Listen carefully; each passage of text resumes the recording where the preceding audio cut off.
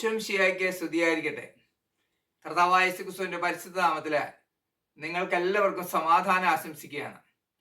ഇന്ന് ദിവസം നമ്മൾ ചിന്തിക്കുന്ന തിരുവചന ഭാഗം വിശുദ്ധ യോഹന്നാൻ ശ്ലീഹ എഴുതിയ 1-ാം ലേഖനം 4-ാം അധ്യായം 20-ഉം 21-ഉം തിരുവചനങ്ങളാണ്.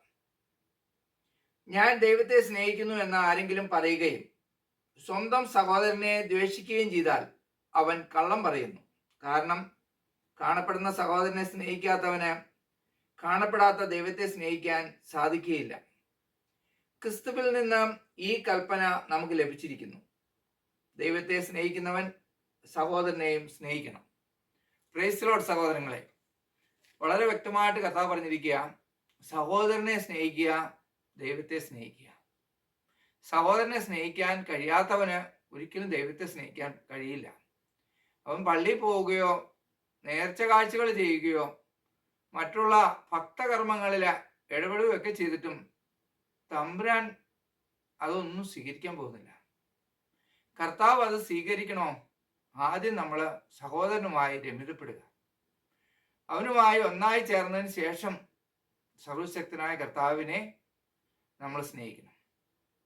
ഞാൻ ഒരിക്കൽ IMS ധ്യാന കേന്ദ്രത്തിൽ ധ്യാനിച്ചുകൊണ്ടിരിക്കുമ്പോൾ പ്രശാന്ത് അച്ഛൻ്റെ തപസ് ധ്യാനം, 3 ദിവസത്തെ തപസ് ധ്യാനം കൂടാനായിട്ട് ഞാനും എൻ്റെ ജീവിതപങ്കാളിയും, എൻ്റെ മോള് അന്ന് എനിക്ക് തോന്നുന്നു 3 മാസം പ്രായമുള്ളൂ, അന്ന് ഞങ്ങളിങ്ങനെ തപസ് കൂടിക്കൊണ്ടിരിക്കുന്ന ഇടയിൽ ഭയങ്കര തിരക്കാണ്.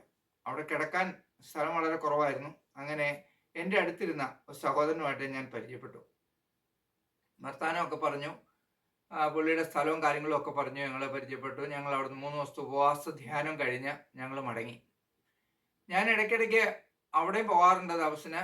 അതുപോലെ തന്നെ നമ്മുടെ കൊടക്കച്ചിറയിൽ ബഹുമാനപ്പെട്ട ജോസഫ് കണ്ടത്തിപ്പറമ്പിൽ അച്ഛനാണ് കൊടക്കച്ചിറയിലാണ് ഉള്ളത്. ഇപ്പോൾ പാമ്പാടിയിലാണ്. കൊടക്കച്ചിറയിൽ അയക്കുന്ന സമയത്ത് അവിടെയും തപസ്സിന് പോകാറുണ്ട്. ഞാനൊരു വർഷത്തിന് ശേഷം വീണ്ടും ഞാൻ തപസ്സിന് പോയത് കൊടക്കച്ചിറയിലാണ്. അങ്ങനെ കൊടക്കച്ചിറയിൽ തപസ് കൂടാൻ, കൊടക്കച്ചിറയിലും ഈ പറഞ്ഞ പോലെ സൗകര്യങ്ങളൊന്നും കുറവാണ്, വളരെ കുറച്ച് പള്ളിയാത്തൊക്കെയാണ് കിടക്കുന്നത്. അപ്പം അങ്ങനെ ഞങ്ങൾ ഈ തപസ് കൂടി 3 ദിവസത്തെ ഉപവാസത്തിന് കൂടിയിരിക്കുമ്പോൾ കുറേ പേരുണ്ട്, ആരും ശ്രദ്ധിക്കുന്നില്ല. അങ്ങനെ ഇരിക്കുമ്പോൾ ഒരു സഹോദരൻ എൻ്റെ അടുത്ത് ചോദിച്ചു, എന്നെ ഓർക്കണില്ലേ എന്ന് ചോദിച്ചു. അപ്പം ഞാൻ ആ സഹോദരനെ എവിടെ കണ്ടതായിട്ട് ഓർക്കണുണ്ട്, പക്ഷേ മറന്നുപോയി. ആ സഹോദരൻ പറഞ്ഞു, നമ്മൾ IMS ഒരുമിച്ച് തപസ് കൂടിയതാണ്. അപ്പോൾ വർത്താനം പറഞ്ഞു പിടിച്ചു വന്നപ്പോൾ പുള്ളി എന്നോട് പറഞ്ഞു, ഞാൻ ചോദിച്ചു, തപസ് സ്ഥിരം കൂടാറുണ്ടല്ലേ? പുള്ളി പറഞ്ഞു, ഞാൻ സ്ഥിരം കൂടാറുണ്ട്, ഞാനിപ്പോൾ ഏതാണ്ട് 39-40 തപസ്സിനടുത്ത് ഓൾറെഡി കൂടി. അപ്പം ഞാൻ ഓർത്ത് ഞാനൊരു വിശുദ്ധൻ്റെ മുമ്പിലാണ് നിൽക്കുന്നത്. സത്യത്തിൽ 10-40 തപസ് എന്ന് പറഞ്ഞാൽ 40-12 120 അത്രയും 120 ദിവസമൊക്കെ കുത്തിയിരുന്ന് ഉപവസിച്ച് പ്രാർത്ഥിച്ചൊരു മനുഷ്യൻ. അപ്പോൾ ആ സഹോദരൻ പറയാം, എനിക്കൊരു സുഖമില്ല, ഇത്രയൊക്കെ കൂടിയിട്ട് ഒരു സുഖം കിട്ടുന്നില്ല, ഒരു ആത്മീയമായിട്ടുള്ള ഒരു ഉണർവ് കിട്ടുന്നില്ല. വർത്താനം പറഞ്ഞ് പരിചയപ്പെട്ടൊക്കെ വന്നു കഴിഞ്ഞപ്പോൾ സ്വന്തം സഹോദരനുമായിട്ട് വസ്തു തർക്കത്തിൽ അതിരിൻ്റെ വിഷയത്തിൽ കേസ് കൊടുത്തിട്ടാണ് ഈ സഹോദരൻ ഈ 120 ദിവസവും പോസ്റ്റ് പ്രാർത്ഥിച്ചത്. അതുകൊണ്ട് എന്തെങ്കിലും പ്രയോജനമുണ്ടോ സഹോദരങ്ങളെ? ഒരു പ്രയോജനമില്ല. നിസ്സാര ഒരു വഴി പ്രശ്നം സെറ്റിൽ ചെയ്യാതെ ഇവിടെ വന്നിരുന്നു 120 ദിവസവും ഇങ്ങനെ തപസ് കൂടി ഉപവാസം എടുത്തുകൊണ്ട് തമ്പുരാൻ പറയും, ഞാൻ നിന്നെ അറിയില്ല എന്ന് തന്നെ പറയും. അപ്പൊ ഇതുപോലെയുള്ള അവസ്ഥയിലാണോ ഞാനും നിങ്ങൾ ജീവിക്കുന്നതെന്ന് ഒന്ന് തിരിഞ്ഞു നോക്കുന്നത് നല്ലതാണ്. അപ്പൊ സ്വന്തം സഹോദരനുമായിട്ട് രമ്യതപ്പെടാൻ സാധിക്കാതെ ഒരു ഭക്തകർമ്മങ്ങളിൽ നമ്മൾ ഇടപെട്ടിട്ടും കാര്യമില്ല.